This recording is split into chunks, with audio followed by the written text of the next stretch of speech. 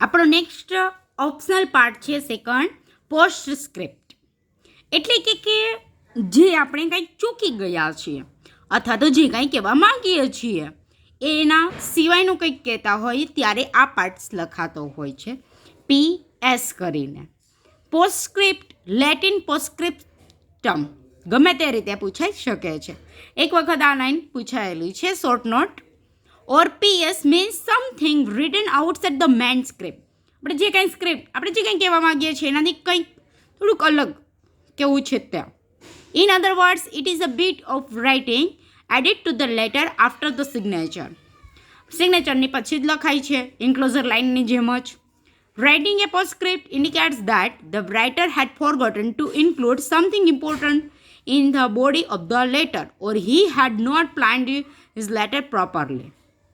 આ લાઈન ક્યારે લખાતી હોય છે તો કે એ જે કહેવા માંગતા હોય એમાંથી કંઈક ચૂકી ગયા હોય ત્યારે લખાય છે.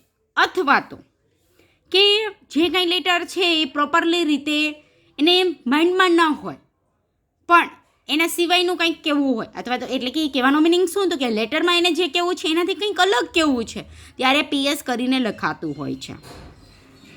Postscript shows carelessness on the part of the writer of a letter. આ પાર્ટ એવો છે કે જો આ પાર્ટ લખેલો હોય ને પોસ્ટસ્ક્રિપ્ટ PS કરીને તો ઘણા એવું માને છે કે રાઇટરની કેરલેસ છે. Every postscript should be signed or essential by the signatory. જે લખે છે એની સિગ્નેચર થઈ છે, બરાબર છે students.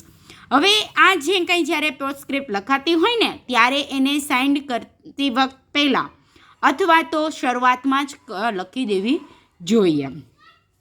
Otherwise someone may add points in the postscript without the knowledge of the સિગ્નેટરી.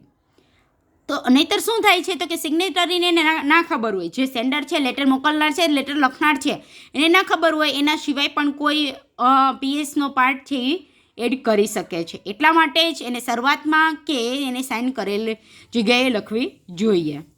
If postscript is signed or essential it means that the signatory is aware of the content of a postscript. અને શરૂઆતમાં એમાં લખવાનો કે sign કરેલોનો meaning શું છે કે એ બતાવે છે કે જે તેને વ્યક્તિએ લેટર લખેલું છે જેને નીચે સિગ્નેચર કરેલી છે એ આ પાર્ટથી એ આ જે કાંઈક વધારાનું કહેવા માંગે છે એનાથી તે સજાગ છે. However, imaginative writers can use postscripts in an effective manner.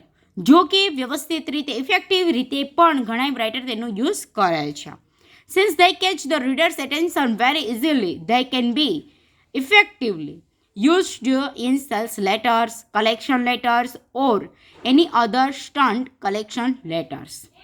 આગળ કીધું ને કે રાઇટરની શું કહેવાય છે કેરલેસ ગણાય છે, પણ કેટલાક રાઇટરો છે તે રીડરના અટેન્શન માટે પણ આ પાર્ટને ઉમેરતા હોય છે.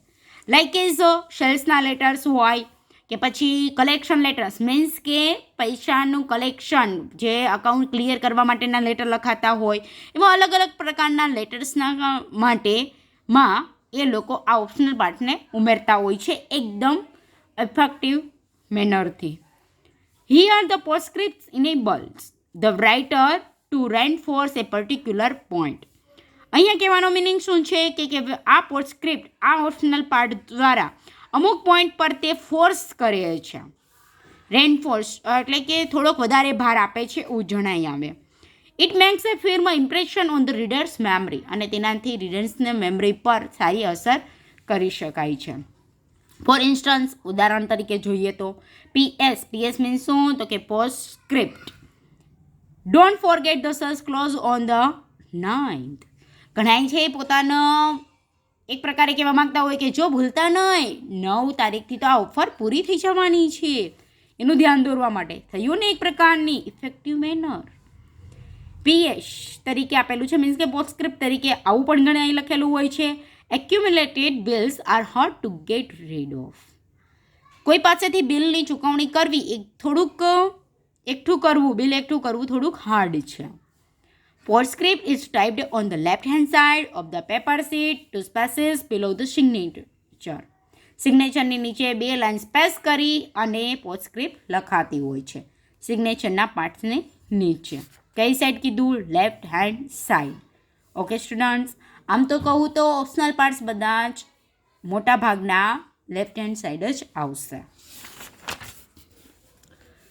The postscript is also used to add a friendly personal note to a formal letter. ક્યારેક ફોર્મલ લેટરમાં પણ ફ્રેન્ડલી બતાવવા અથવા તો મિત્રતા ભર્યા રિલેશનને એસ્ટાબ્લિશ કરવા માટે આ પાર્ટ્સ ઉમેરાતો હોય છે. Quite often it is added in writing by the person who signed the letter. અને હા, જ્યારે રિલેશનને વધારે ફ્રેન્ડલી બનાવવા હોય ત્યારે આ પાર્ટ્સ ઉમેરાય છે. પ્લસમાં એમ પણ કહેવાય છે કે જ્યારે લેટર ટાઈપ કરેલો હોય પણ જો એને ફ્રેન્ડલી રિલેશન કરવા હોય ને તો પોતાના હાથેથી આ પાર્ટ્સને લખે છે. It enables the writer to establish personal contact by referring to some common experience or by making a friendly personal inquiry. અને આ છે એક પ્રકારનો પોતાના કોન્ટેક્ટને વધારે સારું બનાવવા અને કેટલાક એક્સપિરિયન્સથી અથવા તો કંઈક પર્સનલ ઇન્ક્વાયરી કરવા માટે પણ એડ કરાતો હોય છે. ફોર ઇન્સ્ટન્સ, એટલે કીધું ને આગળ પોતાના ફ્રેન્ડલી પર્સનલ રિલેશન એસ્ટાબ્લિશ કરવા માટે પોસ્ટસ્ક્રિપ્ટ તરીકે ઘણીવાર લખેલું હોય. It was nice meeting to you at the dinner last Sunday. Last સન્ડેમાં તમારી સાથે ડિનર કર્યું, એમાં મજા આવી ગઈ. સારું લાગે ને કોઈ મને આપણે એમ કહીએ તો. એ જ રીતે બીજું એવું આપેલું છે example, how is your new venture in Bangalore coming up? Wish you the best of success. તમે જ્યાં બેંગ્લોરની જે મુલાકાત લીધી હતી, જે વેન્ચર કર્યું હતું, સાહસ કર્યું હતું, એ કેવું રહ્યું? જે તમને તમારી સક્સેસતામાં wish you the best of સક્સેસતા મળે એવી શક્યતા.